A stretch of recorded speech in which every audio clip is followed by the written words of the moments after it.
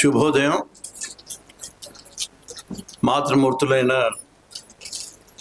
గొప్ప రచయితలు, ప్రధానంగా నవమనస్సున్న సీనియర్ రచయిత్రులు,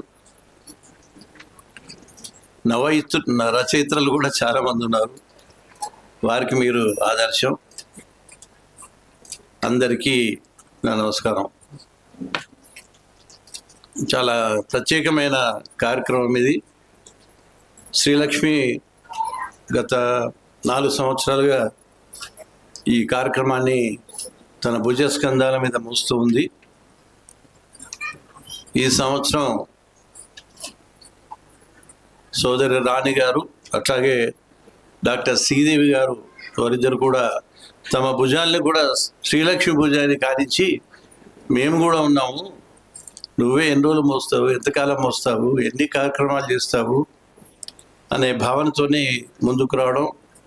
ఈ 3 సంస్థలు ఏదైతే ఆర్గనైజ్ చేస్తూ ఉన్నాయో వారందరికి ఒక్కసారి కరతాళ ధ్వనుల ద్వారా మన కృతజ్ఞతల్ని తెలియజేద్దాం. ఏజ్ ఈజ్ జస్ట్ నంబర్ అన్నారు. వయస్సు ఒక సంఖ్య మాత్రమే. మానసికంగా ఎవరైతే దృఢంగా ఉంటారో, ఎవరైతే మంచి ఆలోచనలు చేస్తారో, మంచి భావాలు ఉన్నాయో, అటువంటి వారు ఏ పని తలపెట్టినా అది తప్పకుండా విజయవంతం అవుతుందని పెద్దలు అంటూ ఉన్నారు. ఎవరికి సన్మానం, ఎందుకు ఈ సన్మానం మీరందరూ మాట్లాడుకునేది. సీనియర్ గారు జ్ఞానపీఠ్ తీసుకున్న సందర్భంగా ఎప్పుడో ఈ డైలాగ్ వేశారని చెప్తూ ఉంటారు. చెట్టంతా పేరుకి చిగురంతా సన్మానం. అంటే ఎంత ఎదిగినా ఒదిగి ఉండాలి అన్న భావన మీ అందరిలో నాకు ప్రస్ఫుటంగా మీ ముఖాల్లో అది కనిపిస్తూ ఉంది. చాలా సంతోషం.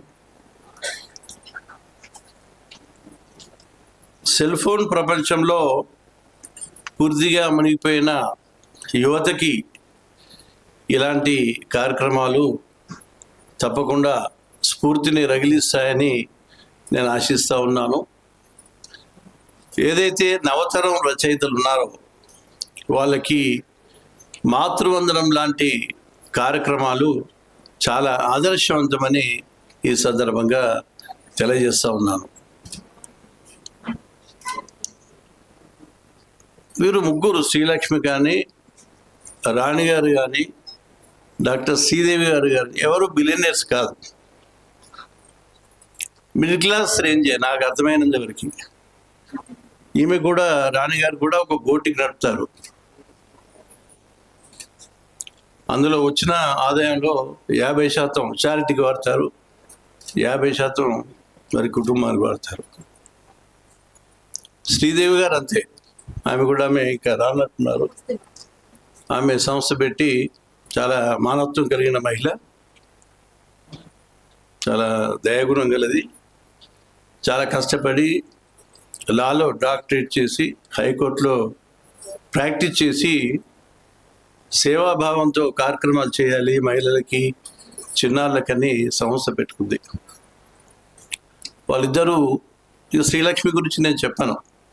సృజనకు ఒక విషయం చెప్పేది ఏంటంటే, ఆమె గురించి బహుముఖ ప్రజ్ఞాశాలి, సామాజిక సేవ కార్యకర్త, వ్యాఖ్యాత, కవి, రచయిత, ఈవెంట్ మేనేజర్. ఆమె క్వాలిఫికేషన్స్ చాలా ఉన్నాయి. ఆమె గురించి మనం చెప్పక్కర్లేదు. సృజన త్వరలోనే తెలుసుకుంటుంది శ్రీలక్ష్మి గారి గురించి. మీరందరి ద్వారానో ఆమె ఎక్కడెక్కడ ఇంటరాక్ట్ అవుతే తెలుసుకుంటూ ఉంటుంది. డాక్టర్ గారు కూడా మన మధ్య ఉన్నారు, డాక్టర్ రష్మి గారు. వారి ఉద్దేశం ఏంటంటే చైతన్యం, ప్రజల్లో చైతన్యం తీసుకురావాలి. ఆమె సీనియర్ సర్జన్, డెంటల్లో సీనియర్ సర్జన్. చాలా స్పెషలైజేషన్స్ ఉన్నాయి. ఎంత ప్రాక్టీస్ చేసినా ఒకటి అంశం మనం మాట్లాడుకుంటూ ఉంటాం. మన వృత్తి ప్రవృత్తి సో వీరందరికీ వారి వారి వృత్తులు ఉన్నాయి. ఒక ఆమె అడ్వకేట్, ఇంకొక ఆమె బోటికి రన్ చేస్తూ ఉంది, శ్రీలక్ష్మి అనౌన్సర్గా పనిచేస్తూ ఉంది, డాక్టర్ గారు ఆమె ప్రాక్టీస్ ఆమెకు ఉంది, ఎంతో కాలంగా ప్రాక్టీస్ చేస్తూ ఉన్నారు. వీరందరి ప్రవృత్తి ఏంటంటే చైతన్యం, మానవత్వం, వాటన్నిటితో కూడిన ఒక ఏదో చేయాలా అనే ఒక తపన వీరందరిలో మనకు కనిపిస్తూ ఉంటుంది. సృజనని నేను ప్రత్యేకంగా ఈ కార్యక్రమానికి ఆహ్వానించినాను. ఆమె ఆంధ్రప్రదేశ్ క్యాడర్లో గత 10 సంవత్సరాలుగా పనిచేస్తూ ఉంది. ఈ మధ్యనే 6-7 మాసాలైంది అనుకుంటాను తెలంగాణ క్యాడర్కి వచ్చి. ఎప్పుడో తెలంగాణ రాష్ట్రం ఫామ్ అయినప్పుడు ఆమెను ఆంధ్రప్రదేశ్ క్యాడర్కి అలాట్ చేయడం, ఈ మధ్య కేంద్ర ప్రభుత్వము ఆమె తెలంగాణ క్యాడర్లో పనిచేయమని ఆదేశాలు ఇవ్వడం, ఆ కారణంగా సృజన ఇక్కడ రావడము, గ్రామీణాభివృద్ధి పంచాయతీరాజ్ శాఖలో ఆమె డైరెక్టర్గా ఉన్నారు. ఇప్పుడు సబ్ కలెక్టర్గా విజయవాడలో చేశారు. మళ్ళీ బహుశా చివరి పోస్టింగ్ ఇక్కడికి వచ్చే ముందు అదే విజయవాడలో, ఇప్పుడు ఎన్టీఆర్ జిల్లా అంటున్నారు, దానికి కలెక్టర్గా చేశారు. కర్నూలు కలెక్టర్గా చేశారు. వైజాగ్లో కమిషనర్గా కలెక్టర్గా చేశారు. ఆమె నా కూతురు లాంటిది. ఎందుకు చెప్తున్నానంటే ఆయన మా బ్యాచ్మేట్ కూతురు. బలరామయ్య గారిని మా బ్యాచ్మేట్. ఆయన ఇంకా మాకన్నా ముందే రిటైర్ అయ్యారు. మంచి కళాకారుడు, మంచి అధికారి. కంబైన్ రాష్ట్రంలో ఆయన ఎండోమెంట్ కమిషనర్గా చేశారు, ఇంటర్మీడియట్ బోర్డు చేశారు, టీటీడీ జాయింట్ యోగా చేశారు. అతని ప్రవృత్తి కళ. మంచి నటుడు, దర్శకుడు, సాహిత్యం అన్నా పాటలన్నా చాలా ఇష్టం. అతని దగ్గర వేలాది పాటలు నేర్పుకుంటా సీడీ రూపంలో. వాళ్ళ ఇంట్లో చాలా పుస్తకాలు వారి తండ్రి గారి ఇంట్లో ఉన్నాయి. ఆయన మాలాగే ఎక్కడో హైదరాబాద్లో సెటిల్ కాకుండా తాను పుట్టిన గ్రామంలో శ్రీకాళహస్తి దగ్గర, నాకు గ్రామం పేరు తెలీదు, బట్ ఆ గ్రామంలోనే ఆయన సెటిల్ అయినారు. ఇప్పటికీ గ్రామంలోనే ఉంటారు.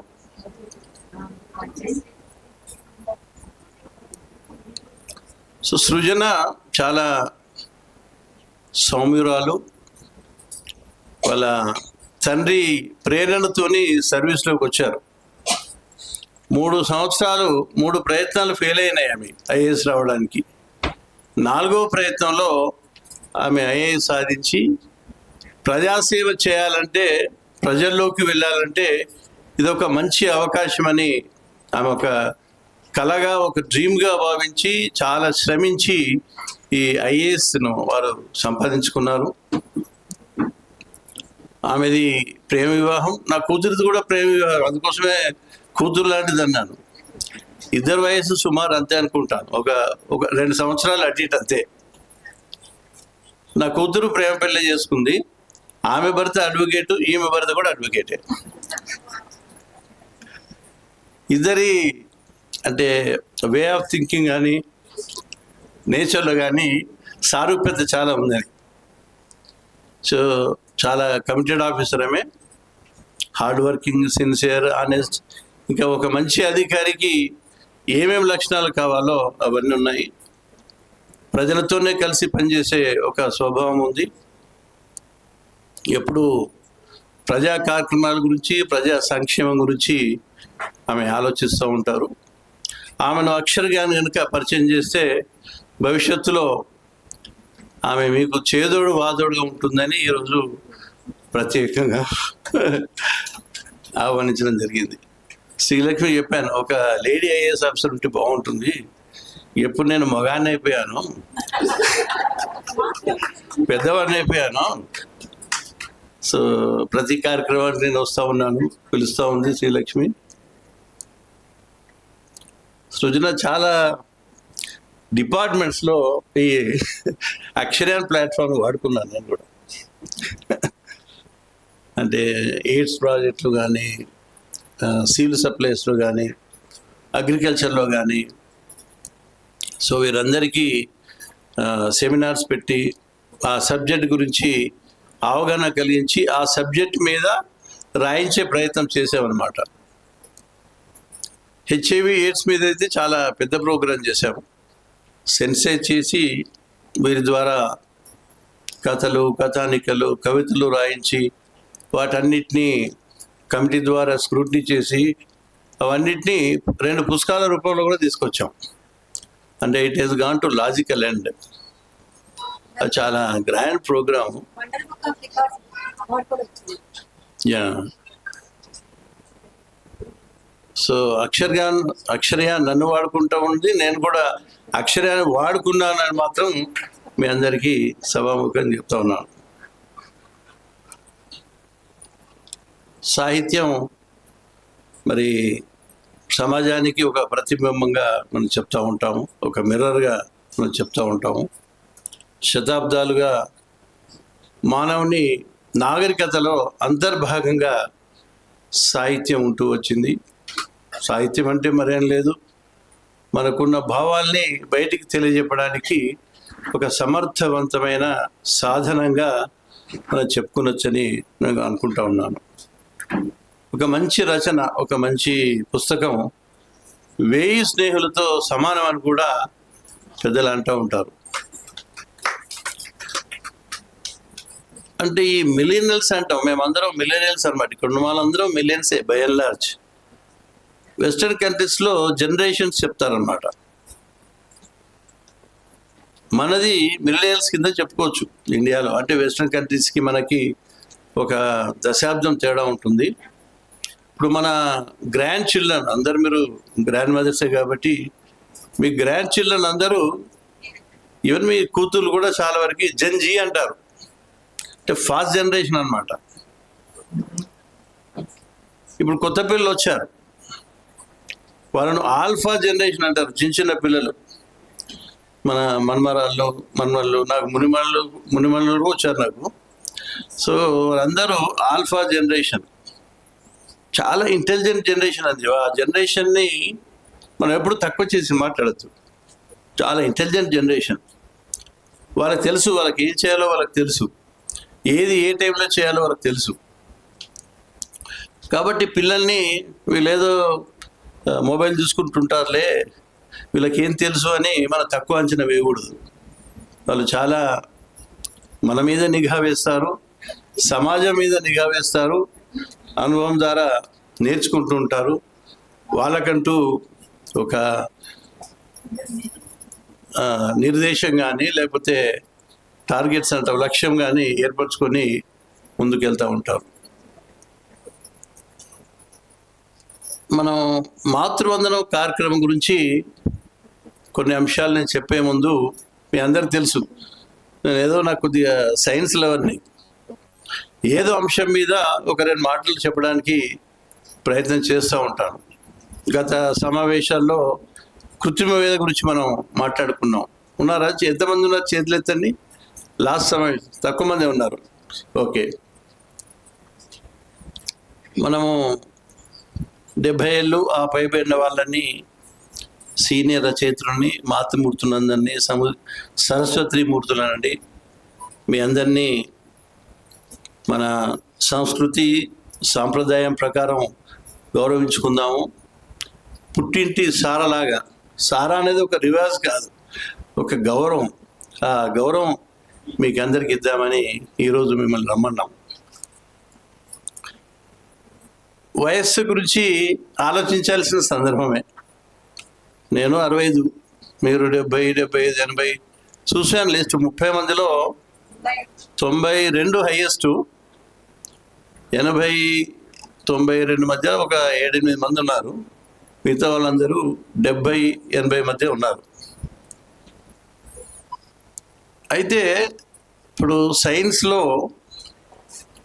ఒకసారి మన వయస్సు అనే సబ్జెక్టు మనం ఆలోచిస్తే, స్వాతంత్రం వచ్చినప్పుడు మన భారతదేశంలో యావరేజ్ లైఫ్ స్పాన్ అంటే జీవితకాలం, ఆయుర్దాయం అంటాం మనం, ఆయుర్దాయం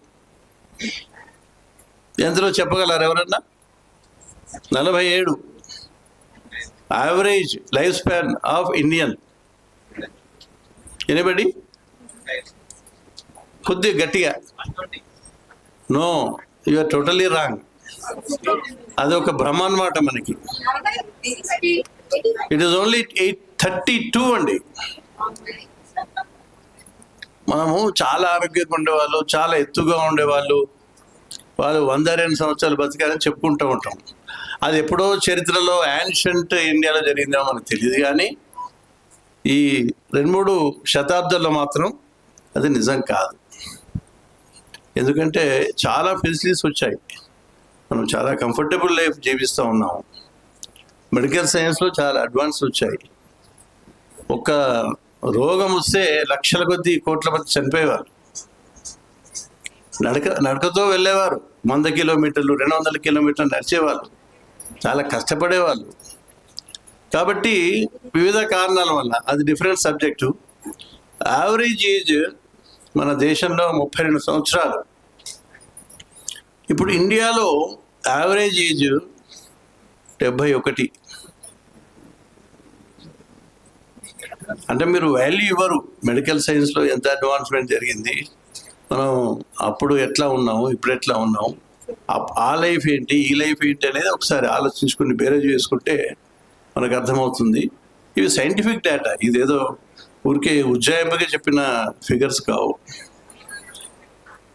ఇప్పుడు అమెరికా వెళ్తే అక్కడ యావరేజ్ లైఫ్ స్పాన్ 79, మనది 71 అయితే అక్కడ 79. యూరోప్లో 83 అండి.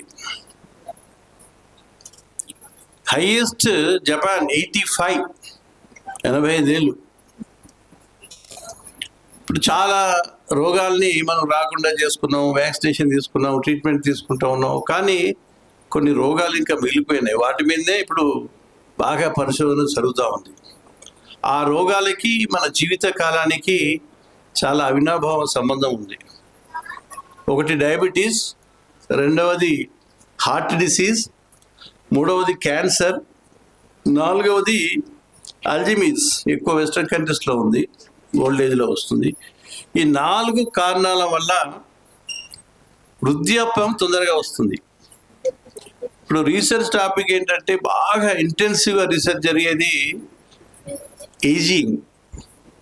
అంటే వృద్ధాప్యాన్ని దూరం చేయొచ్చా, ఎంత దూరం చేయొచ్చు, ఆలస్యం చేయొచ్చా, దాన్ని స్టాప్ చేయొచ్చా, దాన్ని వెనక్కి తీసుకురావచ్చా, ఈ రకమైన రీసెర్చ్ జరుగుతూ ఉంది. దీనికి ఆధారం ఏంటంటే మామూలుగా సైంటిఫిక్గా మన హ్యూమన్ లైఫ్ స్పాన్ 115 సంవత్సరాలండి, మన పొటెన్షియల్ ఏజ్ అన్నమాట. అంటే మనం సక్రమంగా కనుక బతికితే, ఆరోగ్యంగా డైట్ కానీ ఎక్సర్సైజ్ కానీ లేకపోతే మిగతా వ్యసనాలు లేకుండా ఆరోగ్యకరంగా కనుక మనిషి బతికితే 115 సంవత్సరాలు బతికే అవకాశం ఉంది మానవునికి. సో దాన్ని తీసుకునే రిఫరెన్స్గా ఇప్పుడు యావరేజ్ తీసుకుని గ్యాప్ అన్నమాట. ఇప్పుడు మనకి ఇండియన్స్కి ఇంకా 44 ఏళ్ళ గ్యాప్ ఉంది మనకి. అంటే ఆ 44 ఏళ్లలో ఇంకా 10-15 ఏళ్ళు 20 ఏళ్ళు సులభంగా పెంచొచ్చు అనుకుంటే, దాని మీద ఇప్పుడు రీసెర్చ్ అవుతూ ఉంది. ఒక రకమైన రీసెర్చ్ జన్యుపరంగా జరుగుతూ ఉంది. కొన్ని జీన్స్ ఐడెంటిఫై చేశారు, వాటి వల్ల లాంజివిటీ పెరుగుతుంది అనే జీన్. లేకపోతే ఈ 4 ఏదైతే మేజర్ డిసీజెస్ ఉన్నాయో వాటిని ఏ రకంగా మనం ట్యాకిల్ చేయాలి, డయాబెటీస్ లేకుండా ఎలా చేయాలి, క్యాన్సర్ని తొందరగా కనిపెట్టాలి, క్యాన్సర్ క్యూర్ కనిపెట్టాలి, హార్ట్ ప్రాబ్లం తొందరగా కనిపెట్టి క్యూర్ చేయాలి, ఇలాగా వీటి మీద 4 వ్యాధుల మీద రీసెర్చ్ జరుగుతూ ఉంది. డాక్టర్ సింక్లేర్ అని ఒక హార్వర్డ్ మెడికల్ స్కూల్లో గత 3 దశాబ్దాలుగా రీసెర్చ్ చేసి, మామూలుగా వాళ్ళు ల్యాబ్ ర్యాట్స్ మీద చేస్తారు, ఎలకల మీద చేస్తారు ల్యాబ్లో. దాంట్లో ఆయనకి ప్రోగ్రెస్ కనిపించింది, అచీవ్మెంట్స్ చేశారు ఆయన. కొన్ని మందులు వాడి కూడా ఎలకల్లో వయసు పెంచేలా అతను చేయగలిగాడు. ఇప్పుడు కోతుల మీద రీసెర్చ్ జరుగుతూ ఉంది, మనకు దగ్గర కోతులు కాబట్టి. సో అట్లా సక్సెస్ అయిన తర్వాత హ్యూమన్ ట్రయల్స్ చేస్తారు. బట్ సైంటిస్ట్ చెప్పేది ఏంటంటే వచ్చే 10 సంవత్సరాల తర్వాత తప్పకుండా మన వయస్సును ఇంకా 10 సంవత్సరాలు 20 సంవత్సరాలు పెంచుకునే అవకాశం మాత్రం తప్పకుండా ఉంటుందని వాళ్ళు చెప్తా ఉన్నారు. ఇది మాకు రిలవెంట్ కొద్దిగా 50 ఎవరు ఉంటే వాళ్ళందరూ బెనిఫిషరీ ప్రయోజనం ఉంటారు ఒక 5-10 ఏళ్ళ తర్వాత. ఈ 80 తర్వాత 90 తర్వాత మనం చెప్పలేము.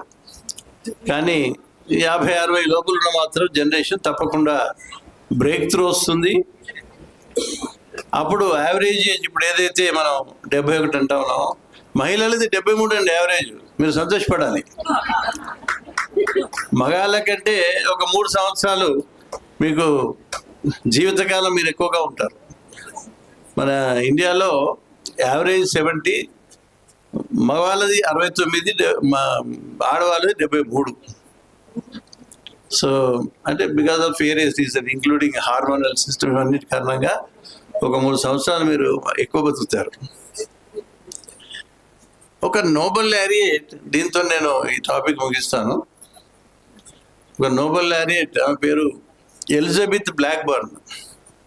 2009లో నోబెల్ లారియట్ ఆమె ఈ విషయం మీద పరిశోధన చేసి ఆమె ఒక థియరీ ఆమె ఫార్ములేట్ చేసింది. ఏంటంటే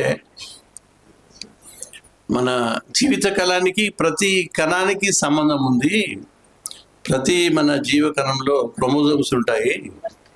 క్రోమోజోమ్ ఏదైతే ఉందో దానిపైన టీలోమియర్ అని ఒక టిప్ ఉంటుంది.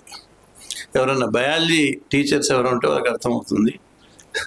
సో టీలోమియర్ అనే ఒక టిప్ ఉంటుంది. అది వయస్సు పెరిగిన కొద్దీ అది తరుగుతా పోతుంది అనమాట. ఎరోజన్ ఆఫ్ టీలోమియర్ అంటారు. కొందరికి ఇప్పుడు డైట్ కంట్రోల్ లేకపోతే మెడిసిన్స్ ఇంకా రకరకాల ఎక్సర్సైజ్ జాగ్రత్తలు తీసుకుంటే ఆ ఎరోడైన టీలోమియర్ మళ్ళీ బిల్డప్ అవుతూ ఉంటుంది. అట్లా ఏ రకంగా అయితే బిల్డప్ అవుతుందో వాళ్ళకి వయస్సు ఎక్కువగా పెరిగే అవకాశం ఉంది. అయితే ఆమె ఫైండింగ్ ఏంటంటే ఎవరికైతే జీవితం మీద ఒక పాజిటివ్ దృక్పథం ఉందో, ఎప్పుడు పాజిటివ్గా ఆలోచిస్తారో, ద్వేషము, ఆగ్రహము, అసూయ వీటన్నిటికీ అతీతంగా ఉండి ఎల్లప్పుడూ సంతోషంగా ఉంటారో, 10 మందితో కలిసి ఉంటారో, కమ్యూనిటీ లివింగ్, ఫ్యామిలీ లివింగ్లో ఉంటారో, ఎవరికి వారు ఆనందంగా ఉండడానికి ప్రయత్నం చేస్తారో, ఒక మంచి యాటిట్యూడ్ అన్నమాట, ఒక దృక్పథం, పాజిటివ్ దృక్పథంగా ఉన్న వాళ్ళకి ఈ టీలోమియర్ ఎరోజన్ తక్కువగా ఉంటుంది, వాళ్ళు ఎక్కువ కాలం బతుకుతారని ఆమె నోబెల్ లారియట్ చెప్పింది. ఈ విషయం మరి అందరికీ రిలవెంట్ కాబట్టి ఈ విషయాన్ని మనం మన జీవన ప్రయాణంలో గుర్తుపెట్టుకుంటే కొంత ప్రయోజనం కలుగుతుందని నేను ఆశిస్తూ ఉన్నాను. మెటాఫార్మిన్ ఎవరికైనా తెలుసా? డయాబెటీస్ ఉన్న వాళ్ళకి తెలుసు. మెటాఫార్మిన్ మీ ట్యాబ్లెట్స్లో ఉంటుంది.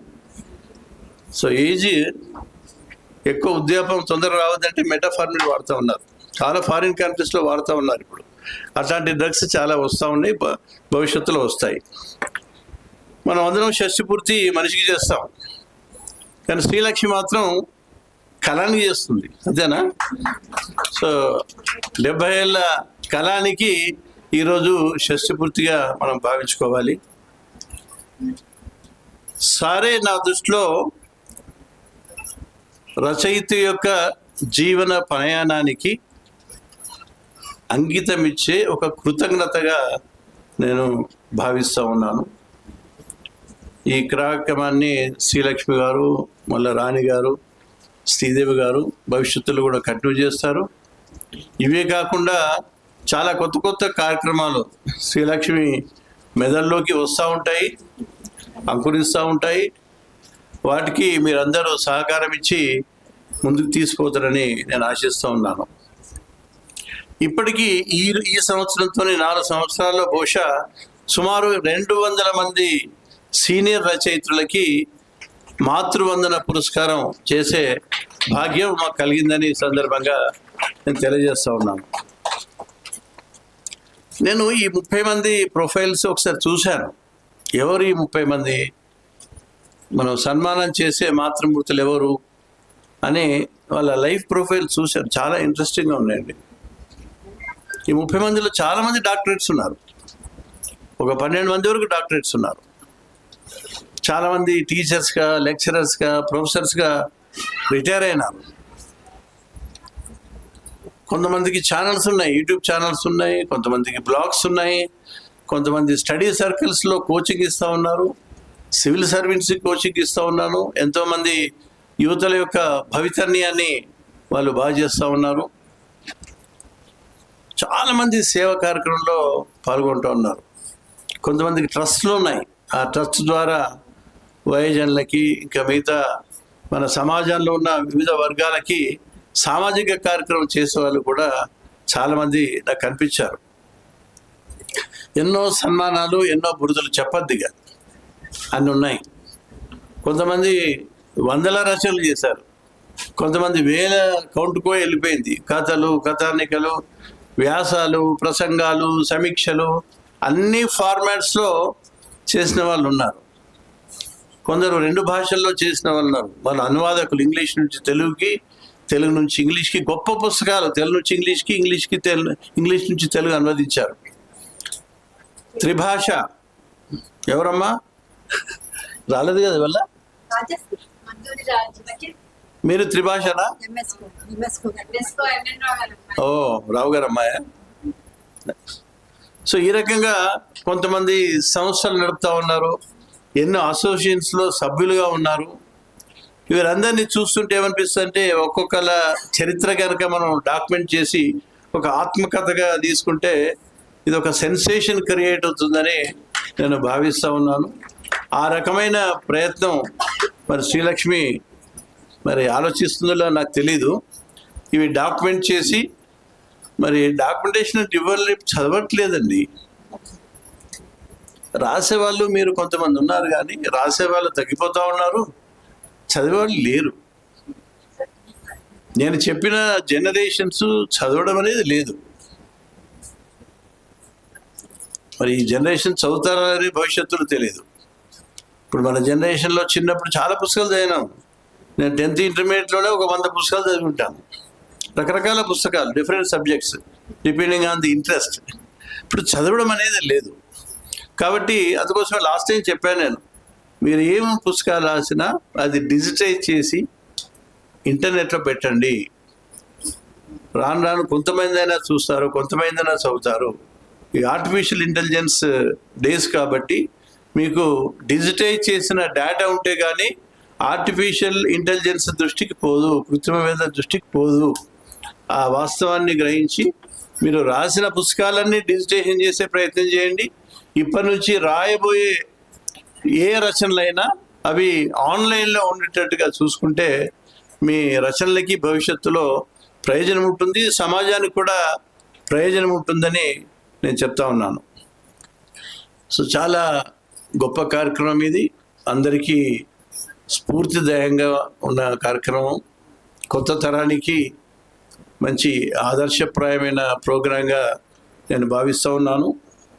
ఇలాంటి వినూత్నమైన కార్యక్రమాలు మీరు అందరూ ఆలోచించి భవిష్యత్తులో ఇంకా ముందుకు తీసుకుపోతారని ఆశిస్తూ, ట్వింకిల్ ట్వింకిల్ లిటిల్ స్టార్స్, మన సీనియర్ రచయితలందరూ సూపర్ స్టార్స్. ద్రౌపది యొక్క దుఃఖం 100 మంది కౌరవుల వినాశానికి ఎలాగైతే దారితీసిందో ఆ విధంగా ఒక హిమాంషి దుఃఖం ఆపరేషన్ సింధూర్ రూపంలో భారతదేశం అంతా ఏమిటో ప్రపంచానికి చూపించింది. అవునా? త్రినేత్రం తెరిచినట్టుగా కేవలం 20 నిమిషాల వ్యవధిలో తన జాతి ఔన్నత్యాన్ని, స్థాయిని, సామర్థ్యాన్ని, మన శాస్త్రీయ పరిజ్ఞానాన్ని ప్రపంచానికి రుజువు చేసింది ఆపరేషన్ సింధూర్. దీనికి మనం అందరము కృతజ్ఞులము. ఈ సందర్భంగా ఇది ఆ సమయం కాబట్టి మనం అందరం ఒక్కసారి జెండా ఊపుతూ ఆపరేషన్ సింధూర్ను విజయవంతం చేసిన త్రిదళాలకి మన ధన్యవాదాలు మన జెండాల రూపంలో తెలియజేద్దాం. Salute to our త్రిదళాలు.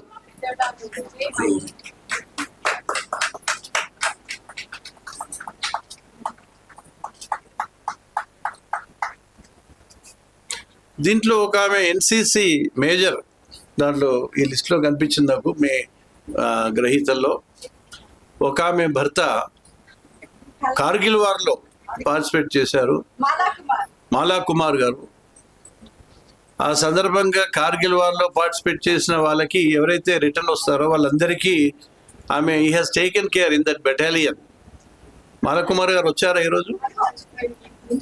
Okay, thank you madam, thank you. జై भारत माता की जय, भारत माता की जय, जय हिंद, जय हिंद, जय भारत, जय भारत, वंदे मातरम, वंदे मातरम, वंदे मातरम, वंदे मातरम. చాలా మంచి సందేశాన్ని అందించారు పెద్దన్న పార్థసారథి గారు. ఇటు చూస్తున్నారు కదా, ఇది మనం రాసిన సలాం సైనిక అక్షరయాన్ నుంచి వెలువడింది. పరమవీర చక్ర పురస్కార గ్రహీతల మీద, దేశం మొత్తం మీద రాసిన పొయిటిక్ నివాళి అర్పించింది కేవలం అక్షరయాన్ ఒక్కటే. ఈ సలాం సైనికుల కోసం, సైనికుల బలిదానాల మీద మనం వెలువరించిన పుస్తకం ఇది. దీని మీద చాలా పాఠశాలల్లో వాళ్ళు పిల్లల కోసం ఈ పుస్తకాన్ని కొంటున్నారు, పిల్లలకి సమీక్షలు, పోటీలు కూడా పెడుతున్నారు. ఇది చదవాల్సిన పుస్తకం, PDF ఉంటుంది. అక్షరాల్లో మీరందరూ చూసుకోవాల్సిందిగా కోరుతున్నాను.